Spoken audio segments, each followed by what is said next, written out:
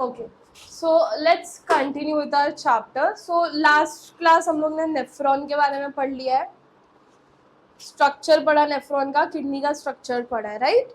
So today we are going to continue with mechanism कि exactly क्या हो रहा है. हम लोग ने यूरिन फॉर्मेशन का प्रोसेस पढ़ा था. What are the 3 steps of urine formation? Ultrafiltration, tubular secretion, selective reabsorption, फिर ट्यूबुलर सिक्रीशन. ये 3 स्टेप्स के बारे में पढ़ा था. We learned about GFR. GFR पढ़ा. What is GFR? Filtrate rate. Okay, so ultra filtration में कौन सा प्रेशर लगता है? कौन से प्रेशर के बारे में पढ़ा हमने?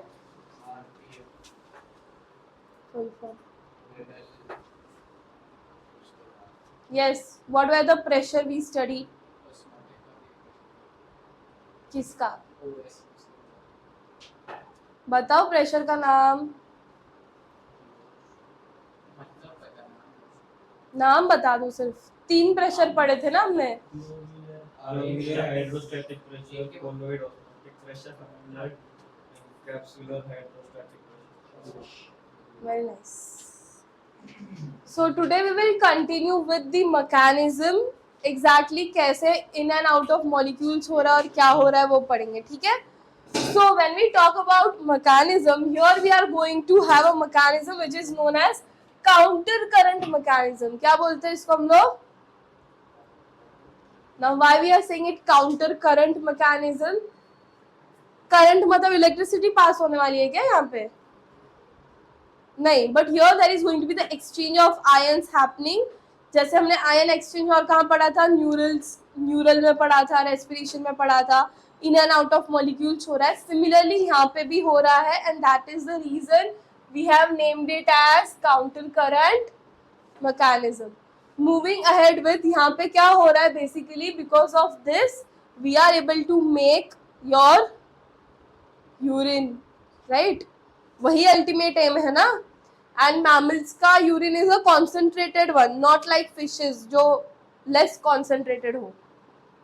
पढ़ा है हमने ऐसा कुछ? हाँ कि नहीं? अभी लूप ऑफ हेनली याद है तुम लोग को? जो यू शेप स्ट्रक्चर था, वहां पे ही तुम्हारा major in and out of molecules हो रहा है, रीएब्जॉर्प्शन हो रहा है. इसीलिए यहाँ पे वो बहुत ही इंपॉर्टेंट रोल प्ले करेगा. इसलिए you can see the terms like the 2 limbs, मतलब ऐसे और ऐसे जो जा रहा है तो उसको हम लोग ने लिम्स कंसिडर किया है. Okay, so they both are in the opposite direction, we know that. तो इनका जो करंट होगा वो भी ऑपोजिट डायरेक्शन में जाएगा. Am I clear?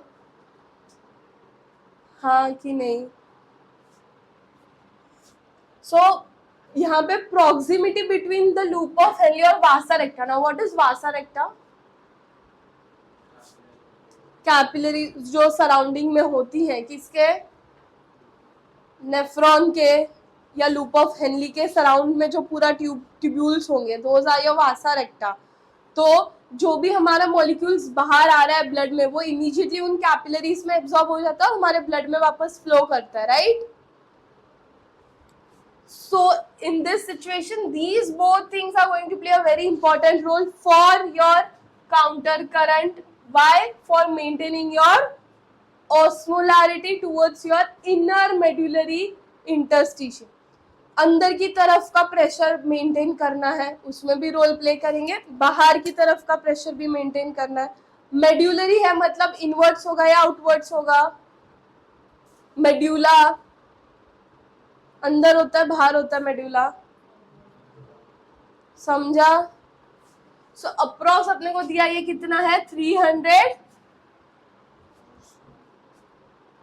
Good. In the cortex to about, अब ये हमारा किसका दिया? मेड्यूला का दिया. कॉर्टेक्स में कितना है? 1200. बट किसके कॉर्टेक्स की बात कर रहे हैं हम लोग?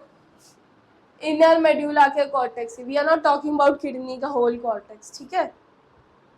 समझा? हर पार्ट में we have inner and outer layer, right. तो उसको हम कॉर्टेक्स और मेड्यूला टर्म करते हैं. Now here the major role is going to played by NaCl. तो तुम्हारा जो ग्रेडियंट कॉन्सेंट्रेशन, ग्रेडियंट जैसे जो हम लोग वर्ड्स यूज करते हैं, तो यहाँ पे हमारा ग्रेडियंट क्या है? NaCl. जो ट्रांसपोर्ट होगा कहाँ पे या किसके थ्रू ट्रांसपोर्ट होगा? By your ascending limb. Ascending limb मतलब ऊपर से नीचे जाने वाला या नीचे से ऊपर जाने वाला? Good. So if we see this diagram, in this diagram we can understand कि क्या किधर कैसे आ रहा है. ये जो पार्ट है वो इसका ही अलग से हम लोग स्टडी करने के लिए ले रहे हैं. Actually this is your nephron. तो ये दिख रहा है, यहाँ पे तुमको कुछ नंबर्स दिख रहे हैं, यहाँ पे 400 है, यहाँ पे 600, 800, देन 1000, 1200, देन अगेन यहाँ से ऊपर वापस वो इनवर्स जा रहा है. So can you see what is happening? Let's focus on this area. अब जो फ्लो है वो कैसे ऐसे जा रहा है, तो flow is going this way. तो यहाँ पे उल्टा दिख रहा है ना फ्लो. क्यों उल्टा दिख रहा है फ्लो? बिकॉज दिस इज ऐसा, तो उल्टा हो जाएगा ना. मिरर इमेज है बेसिकली. ठीक है. तो सबसे पहले if you see what is happening, ये वाला जो पार्ट था असेंडिंग, अभी अभी हमने असेंडिंग के बारे में पढ़ा ना. असेंडिंग में क्या है? NaCl क्या हो रहा है? NaCl क्या हो रहा है? अंदर जा रहा है कि बाहर आ रहा है? बाहर आ रहा है. H2O भी क्या हो रहा है?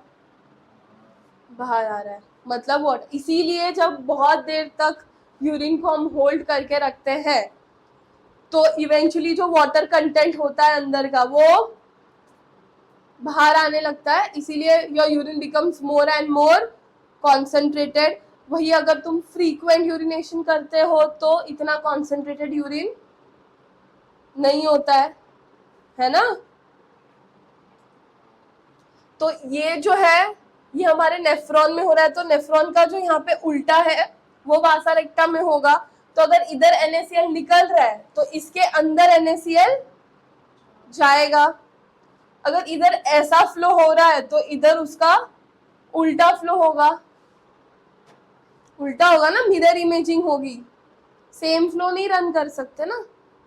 ऑपोजिट होगा कोई चीज तो ही एक से आके दूसरे में जाएगा एंड प्रोसेस होगा. राइट? हाँ कि नहीं? सो ये जो पूरी इसकी स्पेशल अरेंजमेंट है जिसकी वजह से पूरा मैकेनिज्म रन कर रहा है, मॉलिक्यूल्स अंदर आ रहे हैं बाहर आ रहे हैं, इसी को हम लोग बोल रहे हैं counter current mechanism. When the specifically कौन से मॉलिक्यूल्स का डिस्कशन किया हमने? NaCl. और किसका डिस्कशन किया हमने? H2. ठीक है. और ये सिर्फ तुमको याद रखना है जो हमने यहाँ पे लिखी है, ये this and this number you have to remember. और ये मूवमेंट कैसे हो रही है? with the help of diffusion हो रही है. the movement is going to occur with the help of diffusion. you have to remember this diagram अच्छे से. diffusion और osmosis दोनों होगा. यहाँ पे diffusion हुआ है ना. urea re-enters the ascending thin segment with the in the loop of Henle by diffusion.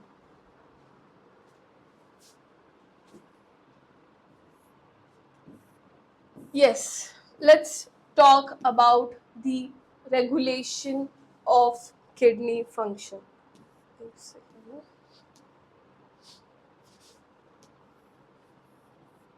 Okay, before going to regulation guys, we need to understand कि एक मिनट मुझे नोट्स दिखाओ अपने.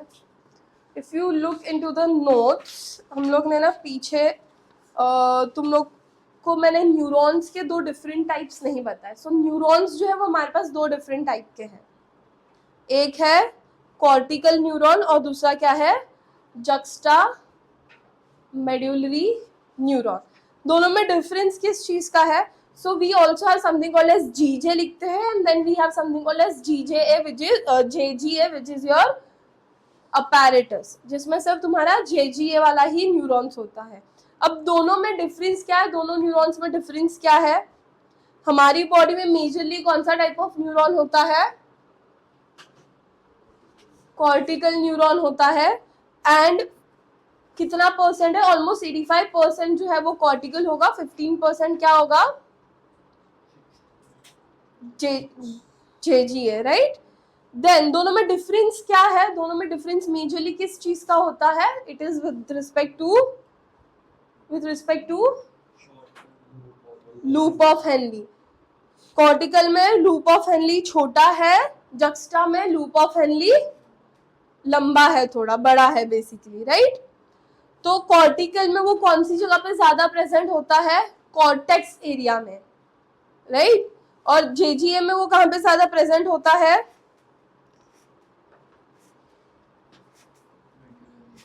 कॉर्टेक्स की इनर साइड में होता है, और जो कॉर्टिकल है वो आउटर साइड ऑफ कॉर्टेक्स होता है मेजरली। Is it clear? तो मुझे बताओ मेजर कॉर्टिकल का काम क्या होगा, वो क्या करता है?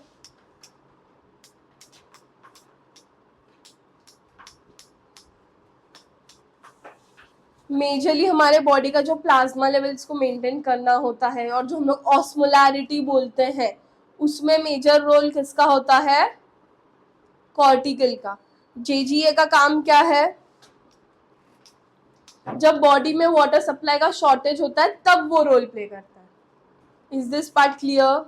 सिंपल है, याद रहेगा। अब ये मैंने अभी तुमको क्यों बताया? Because when we will study the regulation of kidney, वहां पे हम लोग जेजीए के बारे में भी बात करने वाले हैं।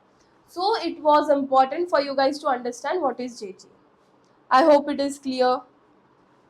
समझ गया है? आगे बढ़े हम लोग।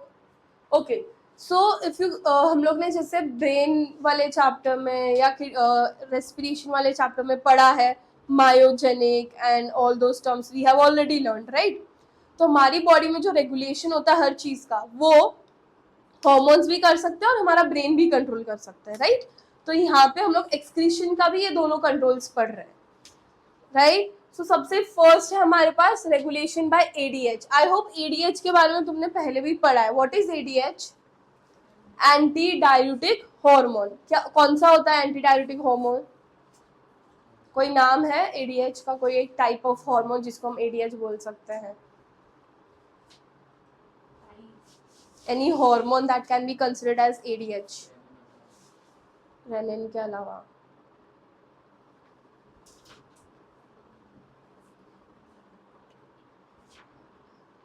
वैसोप्रेसिन क्या है? ऑक्सीटोसिन क्या है? दोनों सेम ही है। हाँ, तो मैंने सिर्फ वैसोप्रेसिन पूछा तो ये सब सेम है। He is saying oxytocin. Oxytocin क्या है फिर?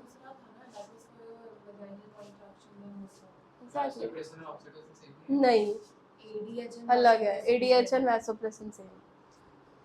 सो एंटी डायरेक्टिक हार्मोन अगर पूछा तो यू विल से वैसोप्रेसिन ना।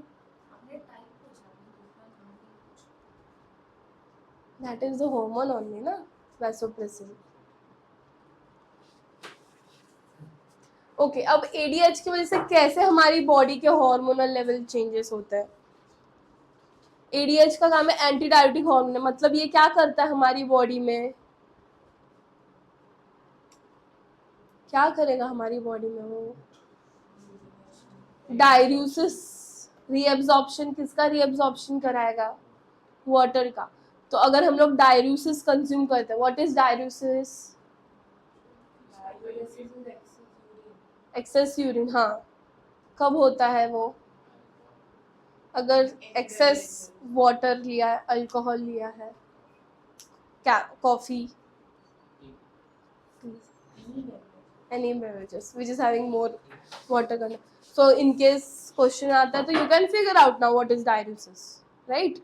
What is ADH? अब तुम लोगों को क्या लगता है ये ADH के रेगुलेशन से क्या तुम्हारा यूरिन का कॉन्सेंट्रेशन होना या यूरिन का फॉर्मेशन अफेक्ट करेगा? हाउ? ज्यादा ADH होगा तो क्या होगा? यूरिन फॉर्मेशन कम होगा या ज्यादा होगा? यूरिन फॉर्मेशन कम होगा या ज्यादा? कॉन्सेंट्रेशन का हम लोग बाद में डिस्कस, सिंपल पूछा मैंने। यूरिन फॉर्मेशन ज्यादा होगा या कम होगा?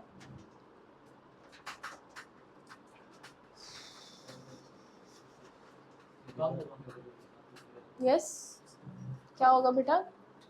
कम होगा। एडीएच ज्यादा है तो यूरिन कम बनेगा, एडीएच कम है तो यूरिन ज्यादा बनेगा।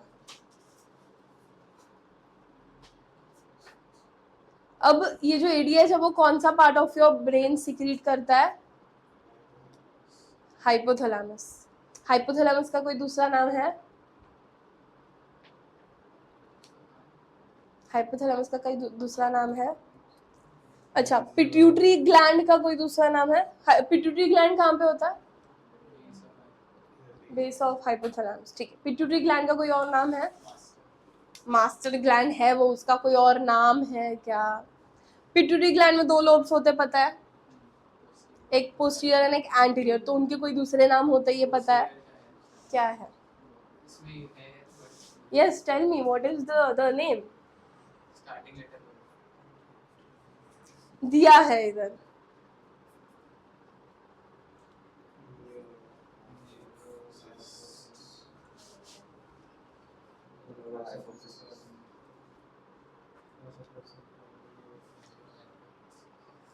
सो एडीएच क्या करता है? वाटर का रीएब्जॉर्प्शन अपने बॉडी पार्ट्स में इंक्रीज कर देगा, thereby preventing diuresis. That means अगर एडीएच ज्यादा है तो यूरिन फॉर्मेशन कम होगा, एडीएच कम है तो यूरिन फॉर्मेशन ज्यादा होगा।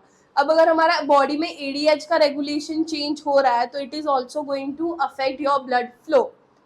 Y? Because ultimately it is also going to affect your GFR. तो अगर तुमको याद हो तो जब हम लोग ने अल्ट्रा फिल्ट्रेशन पढ़ा था तो वहां पे हमको पता है ना, वो ब्लड और प्रेशर के थ्रू ही अंदर आ रही है चीजें, तो प्रेशर भी तो क्रिएट हो रहा है अल्ट्रा फिल्ट्रेशन में, because of which that is possible. तो अगर मेरा एडीएच में कुछ चेंजेस हुआ तो अल्टीमेटली मेरा जीएफआर में भी चेंजेस होगा एंड मेरे ब्लड प्रेशर पे भी चेंजेस होगा, राइट?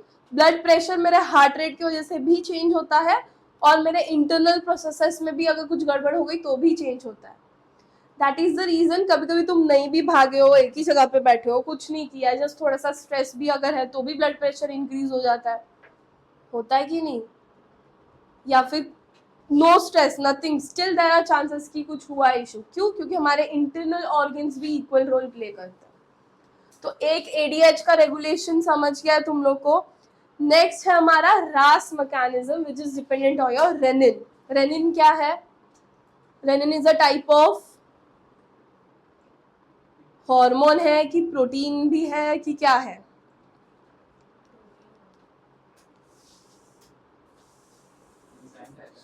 एंजाइम है ना, जो किसको ब्रेक डाउन करने में यूज होता है?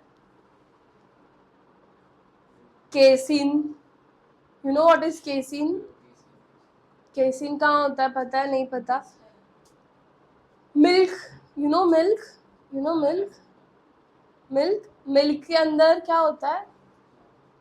लैक्टोज होता है और casein is one of the type of protein which is present in milk, जिसको हमको डाइजेस्ट करना होता है। तो हमारी बॉडी में रेनिन नाम का एंजाइम भी होता है which is going to help you to digest your casein,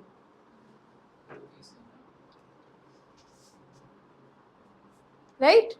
तो यहाँ पे रेनिन कैसे रोल प्ले करेगा? तो हमारा जो बॉडी के सेल्स है, जैसे हम लोग ने the reason we learn about JGA is because these apparatus is going to release the very important enzyme which is renin. Renin क्या करेगा? It is going to convert, क्या करेगा रेनिन? किसको किस में कन्वर्ट करेगा? नाम ये ऐसे मत कर। एंजियोटेंसिन को कन्वर्ट करेगा। एक मिनट, एंजियोटेंसिन नहीं है वो, हाँ, उसको कन्वर्ट करेगा इनटू, फिर आगे वो कन्वर्ट होगा इनटू 2। अब इसका कन्वर्जन क्यों किया हमने? क्योंकि इसकी वजह से वैसोकंस्ट्रिक्शन होता है ना। What is vasoconstriction? Constriction of your capillaries, arteries, veins, blood vessels, right, है ना? और वैसोडाइलेशन क्या होता है? Relaxation of the same. तो मुझे बता, हमारी बॉडी में ये कॉन्ट्रैक्शन और relaxation of blood vessels important है। Why? Because they are going to help to generate pressure, pass fluidity में हेल्प करेगा, है ना। और किसके लिए हेल्प करेगा? टेम्परेचर, बॉडी का टेम्परेचर रेगुलेट करने में, राइट। तो और क्या होता है यहाँ पे, और आगे भी इंपॉर्टेंट चीजें हो रही है, जैसे कि now this angiotensin 2 is going to help you to release aldosterone. Aldosterone क्या करेगा? इसकी वजह से reabsorption of Na and water बढ़ जाएगा। ये कहाँ पे हो रहा था reabsorption of Na and water? Loop of Henle में हो रहा था ना। तो ये उसको इंक्रीज कर देता है from distal parts of tubule, और इसकी वजह से अगेन हमारा GFR और ब्लड प्रेशर बढ़ जाएगा। प्रोसेस फास्ट हो गया तो प्रेशर इंक्रीज हो जाएगा। क्लियर?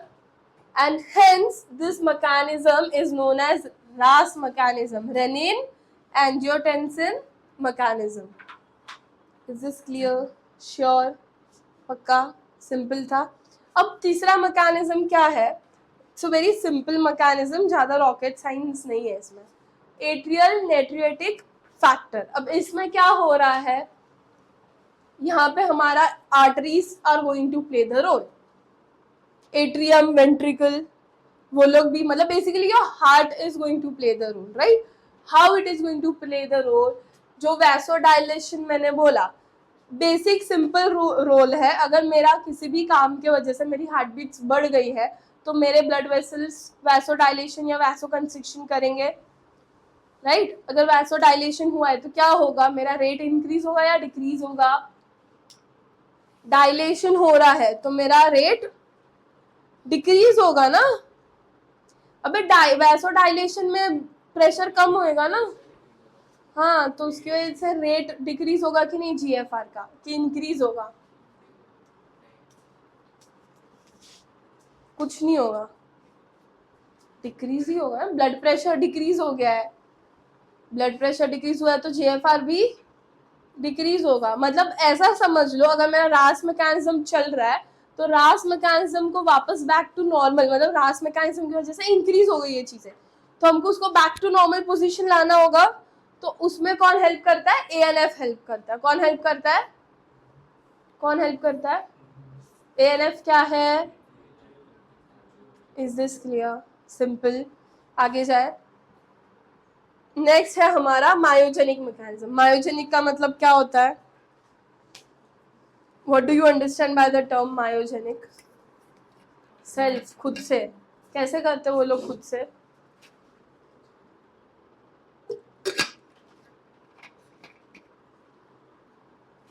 खुद से मतलब कौन करेगा खुद से?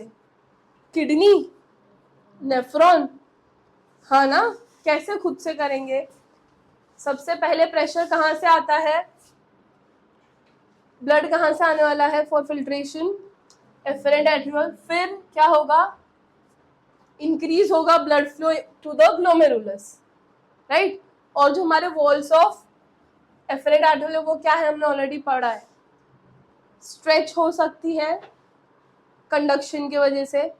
तो वो थिन थिक वाला कॉन्सेप्ट भी हमने पढ़ा था, है ना। एफरेंट इज थिकर या थिनर?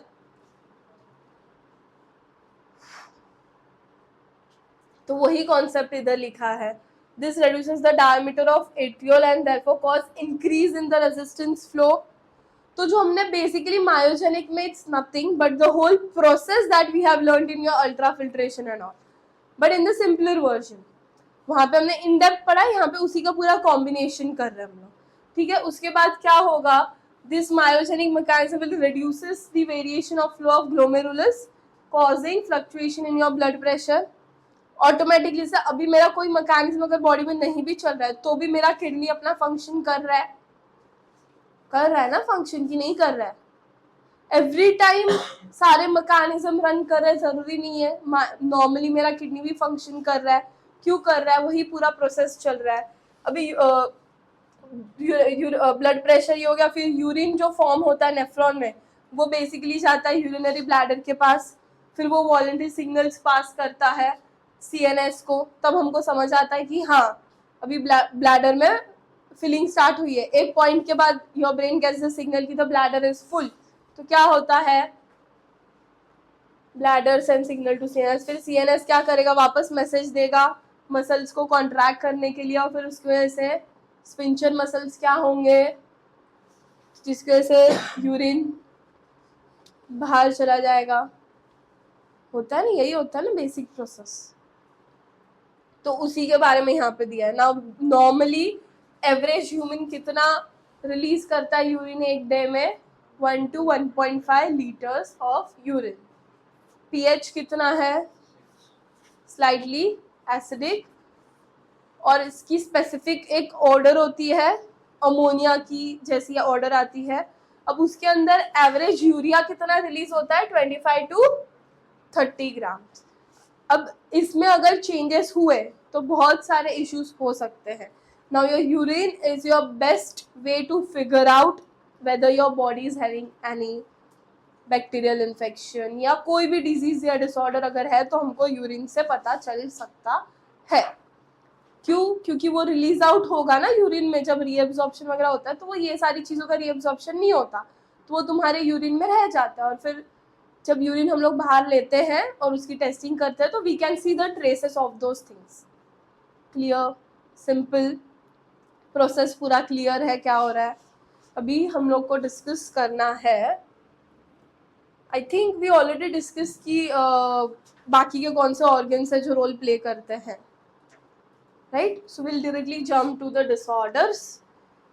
सो डिसऑर्डर्स में सबसे पहले लेट्स टॉक अबाउट, अगर मेरी किडनी खराब हो गई तो क्या करूँगी मैं। You will go for dialysis. Dialysis machine का नाम है, मशीन का नाम है dialysis. And what is haemodialysis then? What is haemodialysis? Haemodialysis क्या है, कब होता है ये? बेसिकली देखो, डायलिसिस हम नहीं, ऐसा कुछ नहीं है। ऐसा भी हो सकता है your kidney is partially working, तभी भी कभी कभी तुमको जरूरत पड़ सकती है डायलिसिस की। एक किडनी सही से काम नहीं कर रही है, एक काम कर रही है बट वो भी स्लो काम कर रही है, तो तुमको डायलिसिस लग सकता है। अब डिपेंडिंग अपॉन तुम्हारा डिटोरिएशन ऑफ योर किडनी, तुम्हारा वो लेवल्स ऑफ डायलिसिस डिफर करेगा कि कितना टाइम का डायलिसिस चाहिए या क्या पूरा चाहिए तुमको, ठीक है। तो सबसे पहले डायलिसिस जो है उसमें क्या होता है, वी हैव अ मशीन। वो मशीन क्या करती है, ये सेम प्रोसेस जो हम लोग कर रहे हैं हमारी बॉडी में, वो सेम प्रोसेस को हम लोग मशीन के थ्रू करा रहे हैं। क्या कर रहे हैं, मशीन के थ्रू करा रहे हैं। कैसे हो रहा है मशीन के through? So your blood is drained, फिर उसको हम पंप करते हैं हमारे यूनिट में, और उसके अंदर बहुत ही एक इंपॉर्टेंट चीज डालते हैं विच इज एंटी कोएगुलेंट। क्यों एंटी कोएगुलेंट डालना है? क्योंकि अभी के लिए तुम्हारा ब्लड जो है वो बाहर आ रहा है, तो देयर आर हाई चांसेस कि जैसे ही ऑक्सीजन के साथ रिएक्ट करते हैं, देयर आर हाई चांसेस कि कोएगुलेशन हो सकता है। तो वो ना हो इसके लिए हमको उसमें क्या डालना इंपॉर्टेंट है, एंटी कोएगुलेंट लाइक हेपारिन। फिर हमारे पास ना कुछ लिक्विड्स होते हैं जिनको हम बोलते हैं डायलिसिंग फ्लूइड, जिसके थ्रू तुम्हारा वो फिल्ट्रेशन का प्रोसेस पॉसिबल होगा। At the same time your osmotic pressure, वो सब भी इम्पॉर्टेंट रोल प्ले करता है। अब यहाँ पे एक लेयर भी बनाते हैं हम लोग सेलोफोन से। क्यों बनाते हैं? ताकि जो इम्पॉर्टेंट न्यूट्रिएंट्स है वो वापस ब्लड के अंदर चले जाए और जो वेस्ट है वही बाहर रहना चाहिए, जैसा सेम हमारे बॉडी के अंदर हो रहा है, राइट। तो जो पोरस सेलोफेन मेम्ब्रेन है वो अलाउ करेगी मॉलिक्यूल्स को पास करने के लिए विद द कॉन्सेंट्रेशन ग्रेडियंट। इससे क्या होगा, जो नाइट्रोजनस वेस्ट है वो रह जाएगा और जो इम्पोर्टेंट चीज़ है वो वापस हमारे बॉडी में चली जाएंगी, राइट। अब वापस हमको उसके अंदर एंटी हिपैरिन ऐड करना पड़ता है वेन में। क्यों? Why we are again adding anti heparin? क्योंकि जब वो वापस जा रहा है तो उसके अंदर से हमको हिपैरिन को निकालना पड़ेगा, वरना मेरी बॉडी में हिपैरिन के लेवल्स बढ़ जाएंगे। प्लस अगर हिपैरिन के लेवल्स बढ़ गए तो मेरी बॉडी में ब्लड का कोएगुलेशन नहीं होगा, इसीलिए हम लोग उसमें वापस क्या डालेंगे, एंटी हिपैरिन।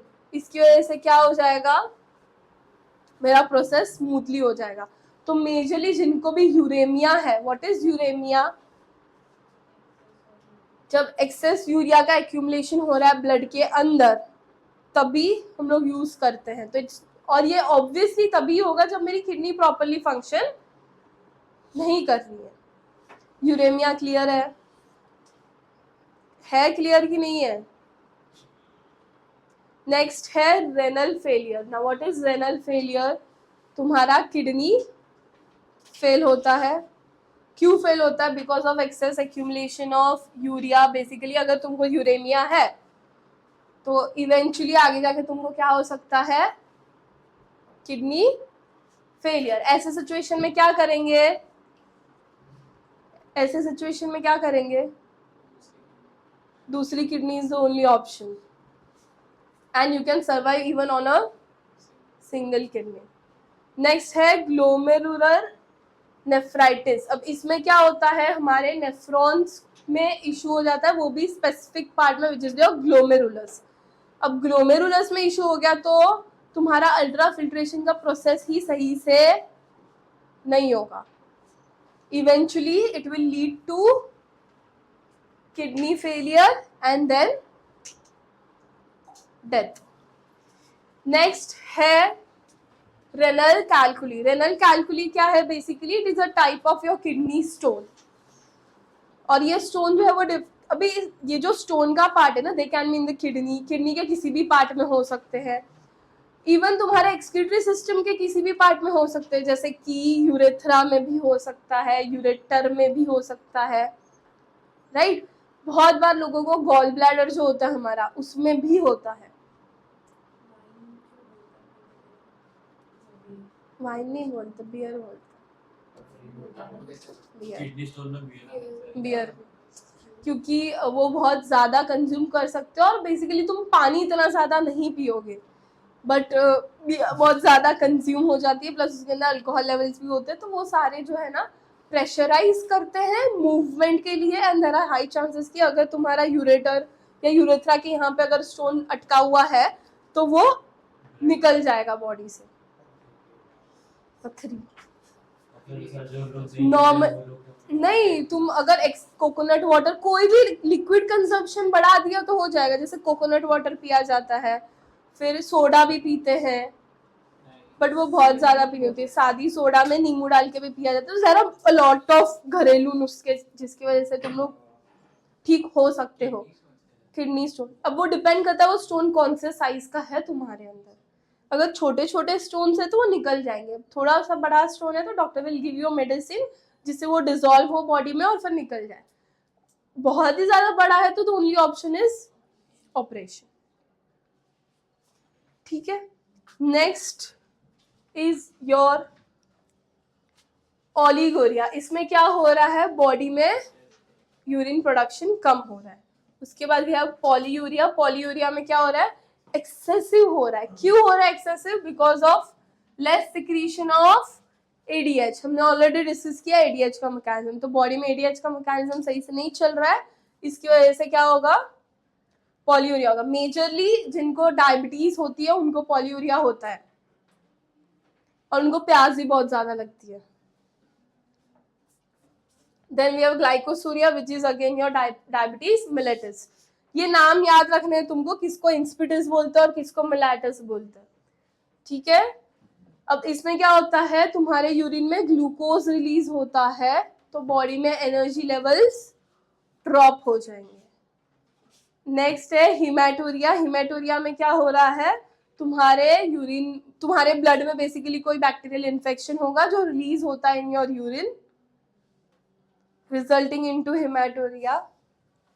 Then diuresis, तो we already discussed what is diuresis. क्या है diuresis? Good. Then proteinuria में क्या होगा? प्रोटीन रिलीज होगा। We have albuminuria भी होता है, हाँ, जिसमें एल्ब्यूमिन ज्यादा रिलीज होता है। नहीं है, डायरेसिस तो अपना नॉर्मल टर्म है ना, हम लोग ने पढ़ा था। द एक्सेस फॉर्मेशन, हाँ, वो सिर्फ रह गया था ऐड करना, इसलिए यहाँ पे ऐड किया। हाँ, uraemia is a condition. Automatic हो जाता है, इसमें निकल जाता है। ठीक है, एल्ब्यूमिनेरिया में क्या हो रहा है बेसिकली, यूजुअली ये नेफ्राइटिस, ऊपर हमने नेफ्राइटिस देखा था, तो अगर किसी को ये इशू है तो उसको हाई चांसेस है कि एल्ब्यूमिनेरिया भी हो सकता है। क्यों? क्योंकि जो एल्ब्यूमिन है it is a protein molecule, it will not filter out properly, और उसकी वजह से क्या होगा, हमारे यूरिन में उसके ट्रेसेस मिल जाएंगे। Last is ketonuria, which is having ketone body in your urine. Simple, is this chapter clear? Ketone क्या है? Ketone is a type of, so there is something called as polyketonuria also. ठीक है, we will learn more about polyketonuria when we will be doing 12th standard के chapters. Is this chapter clear? Next lecture we will be starting with the new chapter, which is going to be chemical coordination. Okay?